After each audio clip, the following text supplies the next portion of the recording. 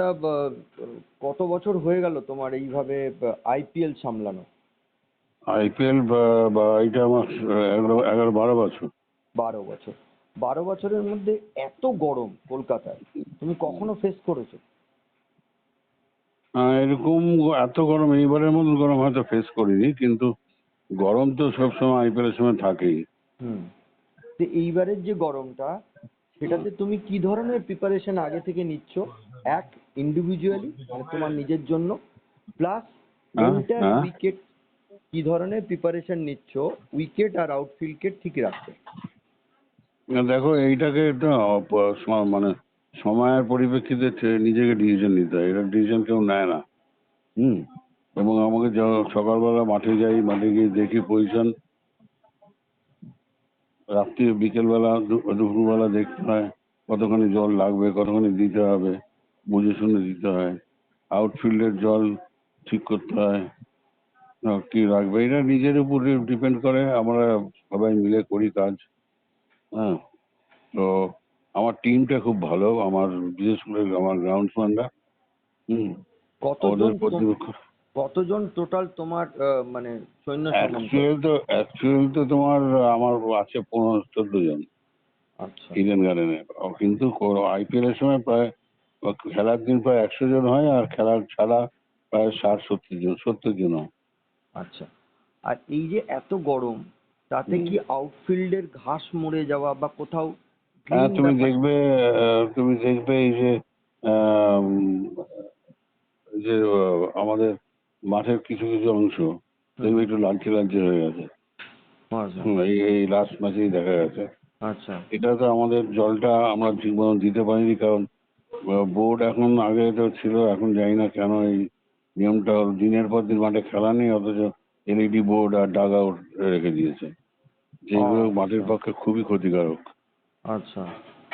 মানে কিন্তু ডাগ আউটটা তো বাইরে থাকে, মানে না, না, বাউন্ডারির ডাগ বাইরে। আউট বাইরে থাকলেও ঘাসের মাঠের মধ্যেই থাকে। বাইরে থাকে কে বললো? না, আমি বলছি যে বাউন্ডারি বাউন্ডারির লাইনের বাইরে। বাইরে। হ্যাঁ হ্যাঁ হ্যাঁ। হ্যাঁ, কিন্তু বাউন্ডারি লাইনের বাইরেটাও তো মাঠ। আচ্ছা আচ্ছা, তুমি বলছো ওই জায়গাগুলো হ্যাঁ, খুব খারাপ হয়ে যাচ্ছে। হ্যাঁ, খারাপ হয়ে যাচ্ছে পুরো তোমার। আর তারপরে এলইডি পাতা থাকছে, ফলে জল দেওয়া যাচ্ছে না ঠিক মতো, কারণ পয়েন্ট জলের আহ, আমাদের পপ আপ সিস্টেমের স্প্রে স্প্রিংকলার গুলো পয়েন্ট গুলো, চালানো যাচ্ছে না। পয়েন্ট স্প্রিংকলার গুলো সব বাইরের সারফেসে দেওয়াই যাচ্ছে না, হুম হুম। ওখানে আটকে যাচ্ছে এলইডিতে।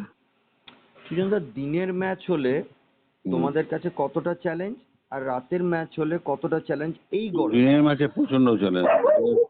জলের তোমার রাখা ঠিক মতন, ময়েশ্চার রাখা, এটা খুবই চ্যালেঞ্জ, কারণ গরমটা ফ্ল্যাকচুয়েট করে তো।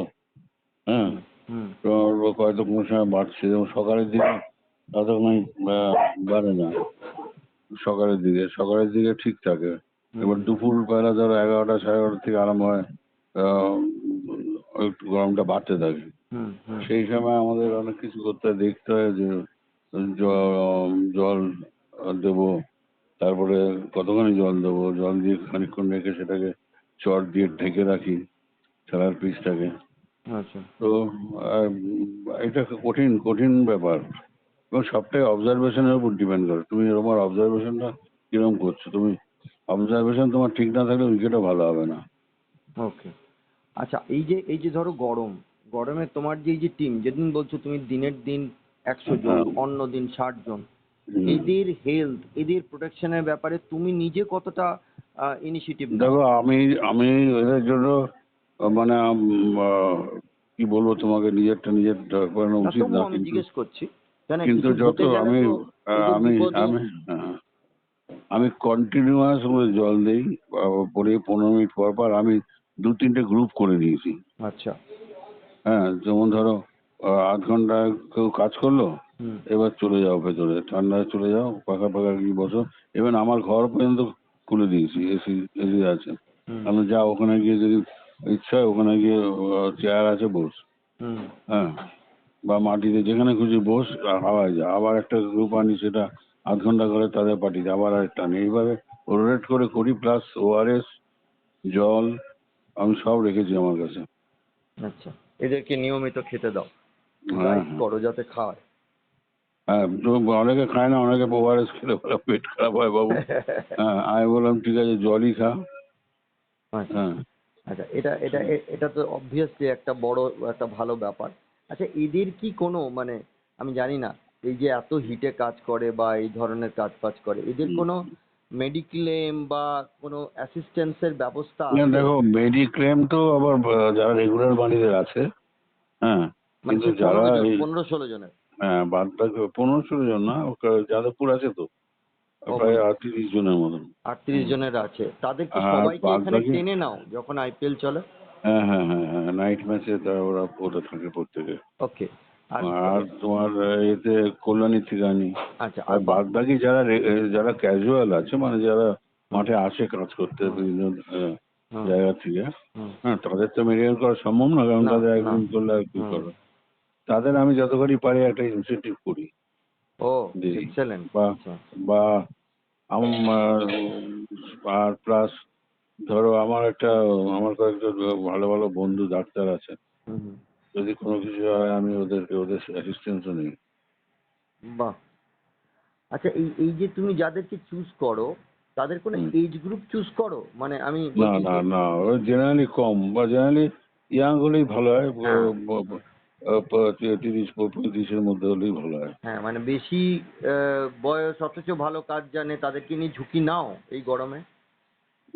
না, আমি কাউকে নিয়ে ঝুঁকি নিই না, কোনো একটা ছেলেকে নিয়েও ঝুঁকি নিই না আমি। আমি ওই বললাম না তোমার 3টে গ্রুপ করি। ফলে আমার এই যে এই এখন যারা মাঠে আছে হুম তারা চলে যাবে 10টার সময়, 9:30-10টার সময় চলে যাবে ভেতরে। হুম আরেকটা গ্রুপ আসবে। আমি যাব যাদবপুর হয়ে ইডেন গার্ডেন 11টা এরকম সময়। হ্যাঁ, হুম তখন আমি আমি বলি তখন যেন মাঠ পুরো ফাঁকা থাকে। হুম আমি যাদের ডাকবেও হুম তারাই খালি আসবে। হুম। তো আমি এবার রোটেট করি। এখনো পর্যন্ত তো দেখো এত বছর হয়ে গেল, এখনো পর্যন্ত ক্যাজুয়ালিটি নেই। না, ঠাকুরের কৃপায় তো সেটা নেই, আমি দেখেছি, হ্যাঁ, সেটা তো দেখেছি, সেটা তো আমি নেই। যতখানি পারি আমার নিজের থেকে সিবিও সাহায্য করে, বা প্রচুর যতখানি হেল্প করা সম্ভব আমি করি। হুম।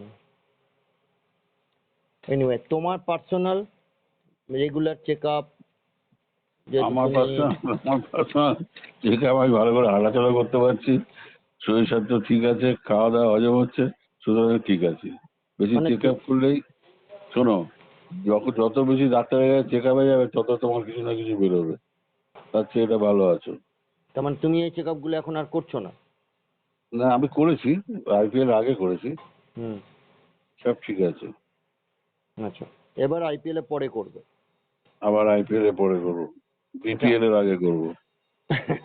আচ্ছা, আমার লাস্ট প্রশ্ন, সেটা হচ্ছে, তোমার সাথে আমি একটা ছবি দেখেছি, শাহরুখ খান তোমার সাথে শেক হ্যান্ড করছিলেন, কথা বলছিলেন। হ্যাঁ যদি তোমার আপত্তি না থাকে, তুমি হ্যাঁ একটু বলবে, মানে শাহরুখ খানের সাথে তোমার আগেও অনেকবার দেখা হয়েছে, আলাপ হ্যাঁ, হয়েছে, আমার কথা সঙ্গে হয়েছে। ওর খুব ভালো, আমাকে সুন্দর সুন্দরই করে।